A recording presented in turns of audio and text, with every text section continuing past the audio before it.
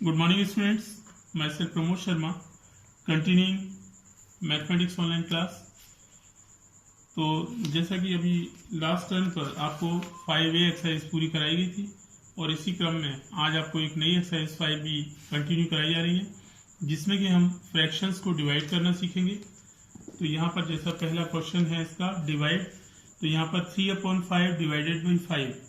तो 5 को फ्रैक्शन बनाने के लिए हम 5 के नीचे अंडर 1 लिख देंगे, तो 5 भी एक फ्रैक्शन का रूप ले लेगा, जैसा कि मैंने इसके सॉल्यूशन में दिखाया है। तो पहला क्वेश्चन है आपका 3/5 डिवाइडेड बाई 5 लिखा हुआ था, मैंने इसके नीचे 1 डाला आपकी सुविधा के लिए। तो डिवाइड से इसको मल्टीप्लाई में लाने के लिए 5/1 का हम रेसिप्रोकल डालेंगे, और रेसिप्रोकल का मतलब होता है कि जो न्यूमरेटर है और डिनोमिनेटर आपस में इंटरचेंज हो जाते हैं, यानी हम न्यूमरेटर की जगह पर डिनोमिनेटर को लिखते हैं और डिनोमिनेटर की जगह पर न्यूमरेटर को लिख देते हैं, यानी फ्रैक्शन को आपस में इंटरचेंज कर देते हैं।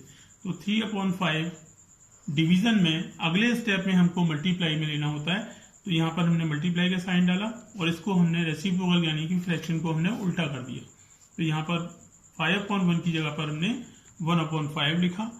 अब जैसा कि डायगोनली कोई भी क्रॉस नहीं हो रहा, न इस तरह से क्रॉस होता है, न ही डायगोनली इस तरह से क्रॉस होता है, तो न्यूमरेटर को न्यूमरेटर से मल्टीप्लाई करेंगे, 3 × 1 = 3, और डिनोमिनेटर को डिनोमिनेटर से मल्टीप्लाई करने में 25 होता है। तो यह final answer is 3/25। In the same B part है 2/15 डिवाइडेड बाई 6 दिया है आपको, हमने इसको 1 नीचे इसमें डाल दिया सुविधा के लिए। तो अगले स्टेप में 2/15 मल्टीप्लाइड बाई 1/6 करेंगे। अब जैसा कि 2 से डायगोनली हम 6 को काटेंगे तो 3 टाइम्स कैंसिल होता है ये, तो न्यूमरेटर में हमारे 1 बचता है, तो हमने 1 लिखा है न्यूमरेटर में, और 15 3 × 45, 45 विल रिमेन इन डिनोमिनेटर। तो आपका जो फ्रैक्शन है आंसर है 1/45 होगा। Next question is 1/2/5 divided by 2/1। यहाँ पर आपको पहले ये मिक्स फ्रैक्शन दी गई है, इसको आपको पहले इम्प्रोव फ्रैक्शन में चेंज करना है। तो 5 × 1 = 5 + 2 = 7/5 आपका ये इम्प्रोव फ्रैक्शन में चेंज हो गया। मल्टीप्लाइड बाई 2/1 दिया है, हम इसका रेसिप्रोकल जब करेंगे तो ये 1/2 हो जाएगा मल्टीप्लाई साइन के साथ में, और आपस में कोई भी कैंसिलेशन नहीं हो रहा, जैसे कि डिवीजन में भी कोई कैंसिलेशन नहीं हो रहा, न ही डायगोनली ये कोई कट रहा है। तो हम न्यूमरेटर और न्यूमरेटर को मल्टीप्लाई करते हैं, 7 × 1 = 7 upon 5 × 2 = 10. It will be your answer.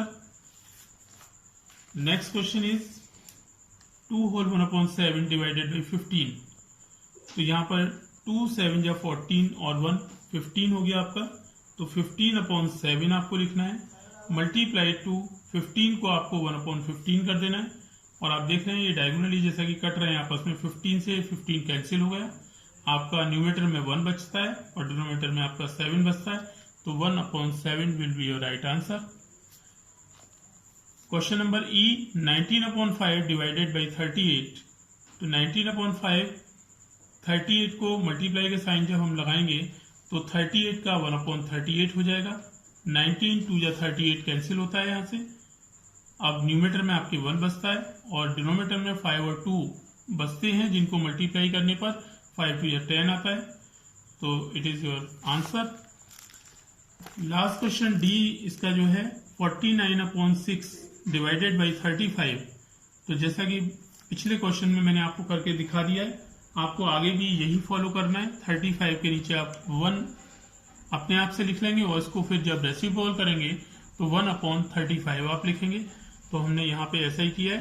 तो यहाँ पर देखते हैं कि डायगोनली हम एक कॉमन नंबर, इनके एचसीएफ से इसको काटते हैं, एक कॉमन नंबर लेंगे 7, तो 7 से 49 भी कैंसिल होता है और 35 भी होता है, तो 7 × 7 = 49 और 7 × 5 = 35।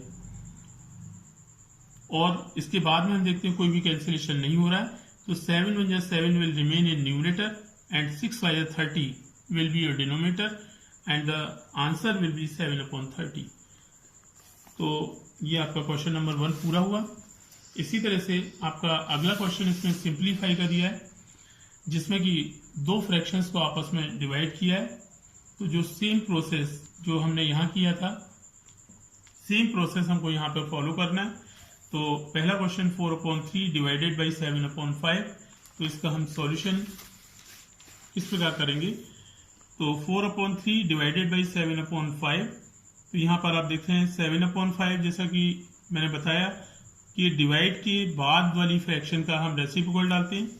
तो 7/5 का रेसिप्रोकल 5/7 होगा, जिसको कि हम मल्टीप्लाई का साइन डालने के बाद लिखेंगे। और आप देखें यहाँ पर कोई भी डायगोनली कटता है तो काट देंगे, डिवीजन में अगर कोई चीज कैंसिल हो रही है तो उसे काट देंगे। यहाँ देखें तो कोई भी नंबर आपस में कैंसिल नहीं होता है। तो न्यूमरेटर को मल्टीप्लाई करेंगे न्यूमरेटर के साथ में, 4 5 20 upon 3 7 21, it will be answer.